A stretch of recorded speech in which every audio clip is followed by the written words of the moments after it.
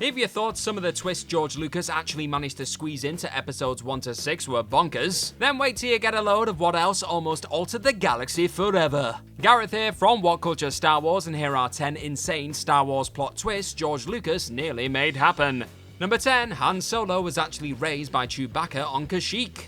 Acting as unquestionably the most iconic best pals in the galaxy, Han Solo and Chewbacca's friendship throughout the original trilogy and beyond helped establish both characters as the sort of lovable rogues you'd love to share a pint of blue milk with. And in an attempt to infuse some of that glorious Chewie Solo spirit into his prequel trilogy, George Lucas was actually rather close to throwing in a cheeky cameo that would have added a rather unexpected detail to the pair's relationship. On top of being gifted a solitary line in the form of "I found part of a transmitter droid near the East Bay, I think it's still sending and receiving signals," Lucas had initially revealed in his script that a 10-year-old Solo was actually an orphan on Kashyyyk being raised by, you guessed it, everyone's favorite Wookiee. Yeah, it's Chewie.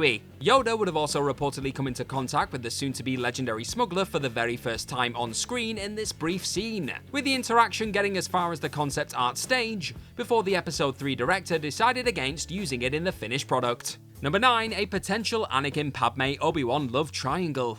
Anakin Skywalker and Padme Amidala's forbidden romance sits as one of the key factors in the former's eventual fall to the dark side. However, their love was once very nearly made a whole lot more complicated, with it being hinted at in an early draft of The Phantom Menace that the Queen of Naboo had some feelings for her future lover's eventual master. That's right, on a couple of occasions in those early days of Episode 1, Lucas alluded to Amidala apparently being quite interested in Obi-Wan Kenobi, giving him a quote-unquote long adoring look at one point in those initial pages. This could have potentially set up one hell of a love triangle in later installments, with Anakin no doubt growing increasingly jealous of the fact that Amidala initially had eyes for his Jedi Master. Awkward. And this likely playing more heavily into his eventual decision to embrace the dark side, as he attempted to keep from losing his beloved in more ways than one. Ultimately, Lucas obviously decided against muddling the central romance of the prequels with any blatant Obi-Wan flickers of additional taboo love. But that still didn't stop a paranoid Anakin from seemingly alluding to this eventually erased twist, with his words of "You will not take her from me" as the pair collided on Mustafar in Episode 3. Number 8, Han Solo was nearly frozen for good, returning to the figure who unquestionably shot first. Long before he was finally given his wish of biting the dust in the galaxy far, far away, Harrison Ford was very nearly taken out of the Star Wars action altogether in the middle of the original trilogy. While the likes of Mark Hamill and Carrie Fisher were said to have signed on to appear in all 3 flicks, Ford was only contractually obligated to show up in A New Hope and its sequel, The Empire Strikes Back. And genuinely not knowing whether his solo actor would be all that interested in playing the character again for a 3rd time in Return of the Jedi, with Ford famously and repeatedly asking for his smuggler to be killed off throughout, Lucas decided that it was likely best to just freeze him in carbonite until it was clear as to whether they'd have a Han to play with in Episode 6 or not. George at one point even told producer Howard Kazanjian that he was sure Ford would never return, meaning that he was very much preparing for an almost unthinkable world where Han's last hurrah would have come in Episode 5. Thankfully though, Ford was eventually convinced to make a comeback, and Lucas went about writing the legend back into the trilogy ending mix. Number 7, Luke becomes the new Darth Vader. In what could have ranked as a twist on the same level as another Darth Vader occurrence that absolutely rocked the galaxy, there was actually a minute there when Return of the Jedi ended on the mother of all bombshells. Jumping back to a script conversation between George Lucas and co-writer Lawrence Kasdan, the latter eventually noted how the former told him of a scenario he had in mind involving Luke Skywalker pulling off one hell of a heel turn late on. After unmasking his dying father as Return of the Jedi reached its dramatic conclusion, Lucas envisioned a sequence depicting Mark Hamill's character donning the iconic helmet, before shockingly claiming, "Now I am Vader." On the back of executing the ultimate twist, as he put it, Skywalker would then proceed to kill the rebel fleet and rule the universe. Lovely stuff. Despite Kasdan absolutely adoring that plan and admitting that's what he wanted to happen, however, Lucas soon backtracked and reminded his co-writer that this whole thing was actually, for kids. So it was probably wise not to end the trilogy on a moment that would have no doubt left them all scarred for life. Would have been memorable though, right? Number 6, Uncle Owen was Obi-Wan's brother. Disney Plus's recent Obi-Wan Kenobi series confirmed that the titular Broken Jedi did actually have a brother, remembering glimpses of his pre-Jedi family in a chat with a young Princess Leia. But in reality, Kenobi having a long-lost bro was almost made a part of Star Wars live-action history many years before that statement, with George Lucas originally writing Ben's big family reveal into Return of the Jedi screenplay many moons ago. Before Episode 6 eventually made its way onto the big screen, Lucas initially planned to make Luke's Uncle Owen Lars Master Kenobi's brother. And while this revelation was ultimately left out of the finished picture, it did actually make its way into the novelization of Return of the Jedi, with Ben noting to Luke, "I took you to live with my brother Owen on Tatooine." With the legend Star Wars stories ultimately not remaining a part of the new canon though, that unexpected twist never really made its way onto the big or small screen. But who knows, if Obi-Wan Kenobi Season 2 goes on to become a thing, perhaps Joel Edgerton and Ewan McGregor's versions of Owen and Ben, respectively, will finally explore a twist that once very nearly happened a long time ago in a galaxy far, far away. Number 5, Padme tries to kill her beloved Anakin at one point.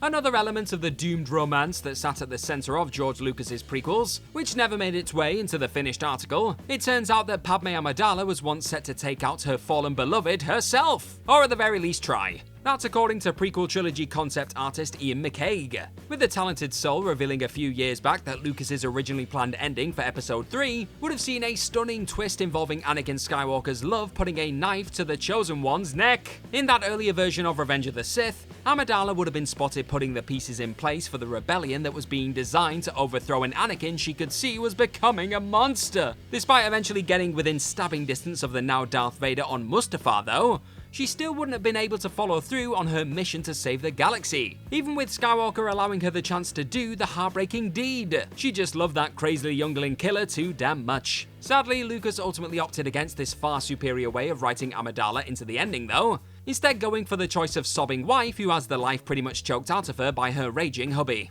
Number 4, Darth Vader and Boba Fett are bros. Obi-Wan Kenobi and Owen Lars weren't the only two lads who were once on the verge of becoming canon brothers. Two villainous figures who also just happened to sport the coolest pieces of headwear in the galaxy were almost revealed to be related too. Back when Boba Fett first arrived on the big screen scene in The Empire Strikes Back, fans were desperate to learn all they could about this effortlessly badass bounty hunter. And according to George Lucas's ex-wife and Star Wars editor Marcia Lucas, the OG plan would have seen the filmmaker eventually reveal in the prequels that the iconic antagonist was actually very much brothers with fellow legend Darth Vader. As time went by though, Lucas eventually fell out of love with the idea, feeling that it was simply too hokey to make a part of his Skywalker saga. Rather than have Boba turn out to be a Skywalker all along, Lucas instead went down the Jango Fett route, of course. And yet another utterly tragic father-son tale was eventually laced into the Star Wars story. Number 3, General Grievous was actually Maul. Speaking of iconic forces of evil in the Star Wars universe, one of the most instantly recognizable villains of all time very nearly slipped back into the prequel trilogy under fans' very noses. That's because back when George Lucas was figuring out a way to introduce the world to the cyborg menace that eventually would become General Grievous, the initial plan actually involved the shocking return of none other than Maul. After being sliced in half and seemingly killed during his duel with Obi-Wan Kenobi on Naboo, Maul wouldn't appear on the big screen again until Solo: A Star Wars Story, though he would take on a substantial role in both the Clone Wars and Rebels animated series. However, as revealed by one of the writers on those two animated shows, Henry Gilroy, Lucas did actually nearly bring Maul back under the armoured plating of Grievous in Episode 3. The concept guys almost managed to convince the mind behind the galaxy far, far away to commit to the return of Maul in the prequel trilogy too. But Lucas eventually felt it was best to have the General just do his own thing, something that Gilroy was thankful for. Number 2, Otoh Gunga was initially wiped out before the Phantom Menace's final battle, playing a rather large part in taking the Trade Federation down a peg or two in the closing stages of the Phantom Menace. Imagining in Episode 1 where Jar Jar Binks and the rest of the Gungan Grand Army aren't seen launching boomers at those silly little battle droids would be rather difficult at this stage. But in truth, there was actually a period in pre-production when George Lucas was considering leaving the Naboo natives out of the fight entirely. In fact, according to early storyboards for the flick, the Gungan city of Otoh Gunga wouldn't have even made it into the final act of the film in one piece. Those early plans would have involved the beautiful underwater city being entirely destroyed, along with much of the Gungan race just before the Battle of Naboo got underway. Bummer. Feeling this particular genocide may have been a little too dark for his film though, Lucas eventually decided against wiping out the Gungans early on. Blowing up an entire planet in Episode 4, however, that's all fine and dandy apparently. Number 1, Palpatine created the Chosen One. Unquestionably sitting as one of the most popular fan theories you'll find on the old interweb, the concept of Emperor Palpatine actually being the force behind the bizarre conception of the Chosen One has often felt too damn logical to be wrong. After all, this was the same Sith Lord who was taught everything he knows by Darth Plagueis. You know, the dark side user who managed to find a way to create life via the Force. And had George Lucas decided to leave in a few lines during his original script for Revenge of the Sith, then that twist could have very much become canon in Episode 3. During the famous opera scene that eventually sparked the aforementioned theories into being, Palpatine would have initially told a troubled Anakin Skywalker that he had waited years for him to fulfill his destiny. Going further, the future Emperor would have shockingly added that he used the power of the Force to will the midichlorians to start the cell division that resulted in a baby growing in Shmi Skywalker's belly. But Lucasfilm story group member Matt Martin ultimately noted that Lucas scrapped this early script bombshell due to him not wanting Anakin's story to feel predestined. And so, one of the biggest mysteries in Star Wars history was preserved, opening the door for unlimited fan theories in the years to come. And that's our list of any other insane Star Wars plot twists George Lucas nearly made happen. Then please let us know all about them in the comment section right down below, and do not forget to like, share, and click on that subscribe button while you're at it. Also, if you like this kind of thing, then please head on over to whatculture.com and find some more fantastic articles just like the one this video you're watching this very second is based on. I've been Gareth from What Culture Star Wars. May the Force be with you. I hope I see your faces very, very soon, but in the meantime, just be good to yourself. Bye bye!